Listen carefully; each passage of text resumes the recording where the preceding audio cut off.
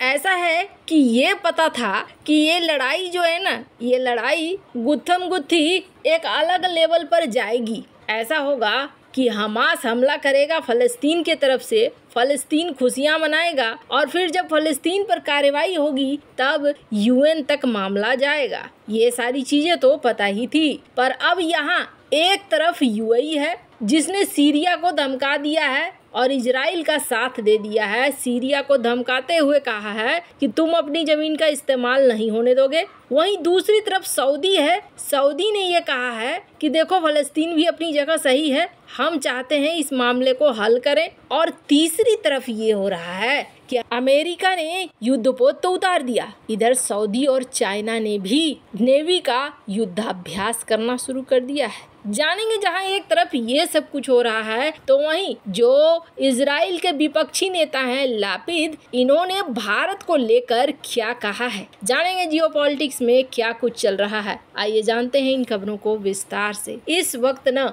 बहुत सारी चीजें एक साथ चल रही हैं। इजराइल और हमास का जो ये झगड़ा है और हमास को मिटाने के लिए गाजा पे जो कार्रवाई कर रहा है इजराइल, इस कार्रवाई में इजराइल ने पहले ही साफ कर दिया है कि हम ऐसा बदला लेंगे कि तुम कभी भूलोगे नहीं और हमास दोबारा खड़ा होने की कोशिश नहीं करेगा। न सिर्फ हमास बल्कि उन्होंने ये भी साफ कर दिया है कि सिर्फ हमास की ही बात नहीं है, हमास जैसे कोई भी आतंकी संगठन वो हिम्मत नहीं करेगा दोबारा ऐसा करने का और इसके लिए 3 लाख सैनिक मंगवा लिए गए हैं। एयर स्ट्राइक लगातार किया जा रहा है। इन सब के बीच में एक खबर आ रही है यूएई से। स्क्रीन पर आप आर्टिकल देख सकते हैं। यूएई ने इस मामले में एक्शन लिया है। इजराइल और हमास के बीच चल रहे युद्ध में खाड़ी का एक बेहद ही खास देश यूएई ने सीरिया के बशर अल असद सरकार को खुली चेतावनी दी है।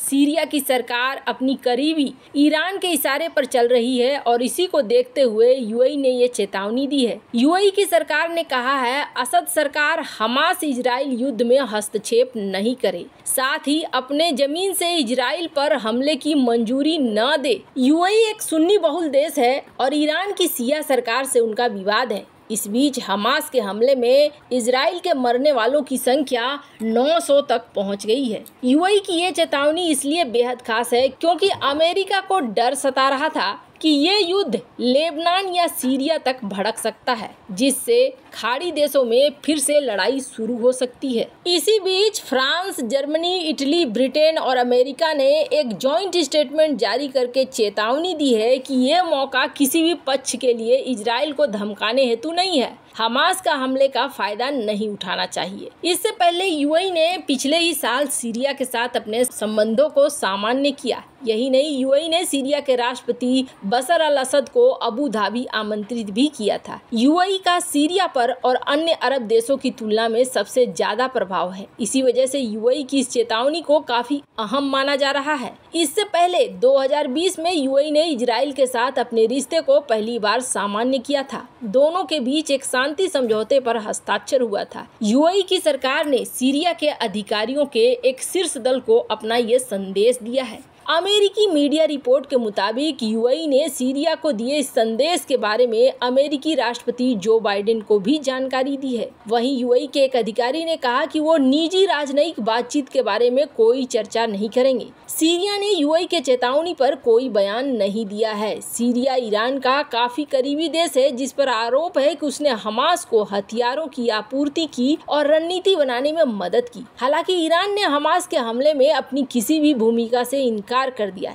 इससे पहले सीरिया ने हमास के हमले को उकसावे की कार्रवाई माना था। आपको बता दें, स्क्रीन पर आप आर्टिकल देख सकते हैं, पर यहाँ पर एक और पक्ष चल रहा है। सबसे बड़ी बात क्या है? सबसे बड़ी बात ये है, स्क्रीन पर एक आर्टिकल देखिए। इस आर्टिकल को देखकर आप चौंक जाएंगे। इस आर्टिकल में क्या कहा जा रहा है? इसमें कहा जा रहा है कि जिस लड़की को उठाकर ले गए हमास के लड़ाके और जिसकी वीडियो सोशल मीडिया में बहुत ज़्यादा सर्कुलेट हुई थी मोटरसाइकिल पर, वो लड़की कहीं और की नहीं बल्कि चीनी मूल की इजरायली थी। स्क्रीन पर आप आर्टिकल देख सकते हैं और कहा जा रहा है कि चाइना के द्वारा ये चीजें मानी भी गई कि हाँ, ये लड़की वही थी। पर आपको बता दें, चाइना ने सऊदी के साथ एक नेवी ड्रिल आयोजित किया है। वैसे ये नेवी ड्रिल 4 साल पहले हुआ था, पर ये जो टाइमिंग है ना, इस टाइमिंग को देखकर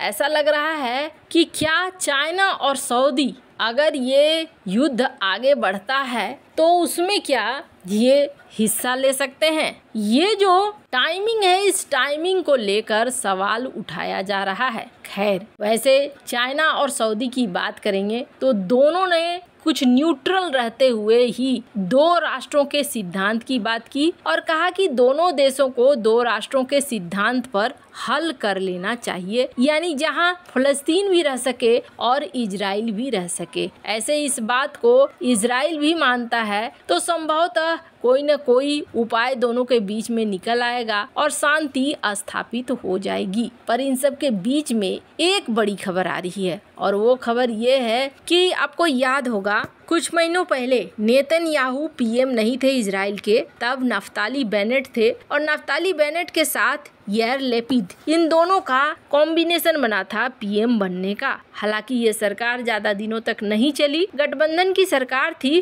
कुछ दिनों बाद ये सरकार टूट गई। पर अभी यार लेपिड विपक्ष में है और विपक्ष में रहते हुए इन्होंने जो भूमिका निभाई है वो भूमिका जबरदस्त है। इन्होंने सरकार का साथ दिया है। इन्होंने कहा है कि चाहे कोई भी अगर सरकार गिराने की भी कोशिश करेगा तो भी हम इस वक्त अपने सरकार पीएम नेतन्याहू के साथ खड़े हैं और ये चीज एक बहुत अच्छी बात है जो दिखला रही है एकता को। तो वहीं लेपिड ने भारत के बारे में भी कहा। आपको पता है जैसा कि पीएम मोदी ने ट्वीट किया था और इस ट्वीट में कहीं ना कहीं पीएम मोदी ने एकजुटता दिखलाई थी इजराइल के साथ और हमास के इस हमले को एक आतंकी हमला करार दिया था। और जैसे ही ये बात आई है उसके बाद स्पष्ट शब्दों में इजराइल की तरफ से धन्यवाद भी आ रहा है। लेपिड ने भी ये बात कही कि ये हमारे यहाँ जो हमला हुआ है ये हमला कुछ वैसा ही हमला हो सकता है जैसा कि अगर आपके यहाँ होता, 1 से 2 लाख लोग मारे जाते तो आप जो रिएक्शन देते वही रिएक्शन आपने हमारे लिए दिया है, यानी आपने हमारे दर्द को समझा है। यार लेपिड ने कहा कि ये इजराइल के लिए बहुत ही अच्छी बात है कि भारत जैसे देश का सपोर्ट उन्हें मिल रहा है। भारत को उन्होंने धन्यवाद कहा और उन्होंने कहा कि ये जो आतंकवादी लोग होते हैं इनका पूर्ण रूप से सफाया होना जरूरी है। स्क्रीन पर आप आर्टिकल देख सकते हैं। यार लेपिड ने भारत की बड़ाई करते हुए कई सारी बातें कह दी है। खैर, अब इस वक्त जो ये सारी चीजें हो रही हैं ऐसा लगता है जैसे घटनाक्रम काफी तेजी से बदल रहा है। वैसे इन सब मामले में आपकी क्या राय है, कमेंट कर जरूर बताएं। जल्द मिलते हैं अगली वीडियो में नई खबर के साथ।